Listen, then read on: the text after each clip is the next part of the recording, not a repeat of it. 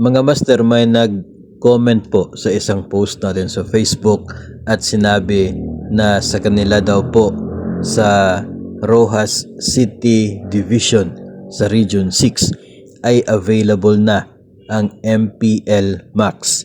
MPL Ginhawa Max po, no, yung kanya pong ginamit po diyan.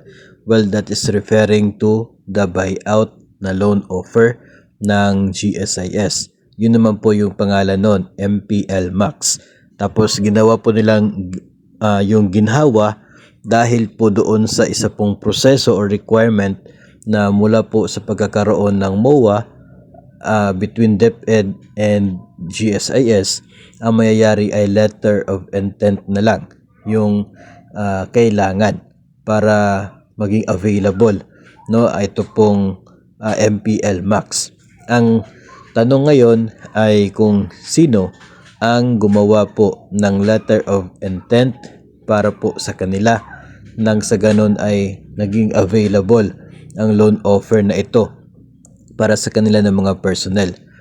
Mahalaga po yun dahil alam po natin na marami ang nag-aabang at gustong gusto na maka-avail sana dito sa MPL Max na ito ng GSIS. Kahit nga po medyo limited lamang yung pwede po ninyong i-buy out na loan sa mga PLIs dahil na rin sa limited loan amount na pwede po under the MPL Max.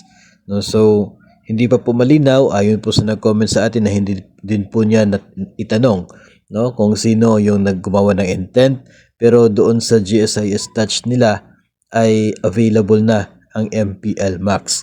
So kapag available na po siya, ibig sabihin pwede na magkaroon ng appointment with the GSIS para doon ka mabigyan ng instructions tungkol po sa inyong loan offer o sa loan po.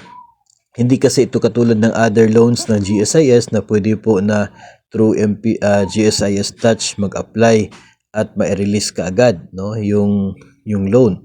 Dito po kasi ay involved yung other agencies, particular po ang mga private lending institutions na siya pong nagdi-deduct mula sa sahod ng mga DepEd personnel. So dahil involved yung agencies outside of the GSIS, so kinakailangan na mayroon talagang proper documentation sa loans na siya pong babayaran ng GSIS under the buyout feature. So atin pong actually ito po, no, ay pangalawa na, no, sa nag-message po sa atin na available na ito pong MPL Max sa kanila pong division. Hindi ko lang naitanong kung anong division yung una na nag-message po sa atin, pero ito po ay itong comment na ating natanggap lately ay sinabing Rojas City sa Region 6 yung SDO nila at sa kanila ay available na ang MPL Max. So siguro baka in the next few weeks or mga buwan baka maging available na rin ito sa other divisions.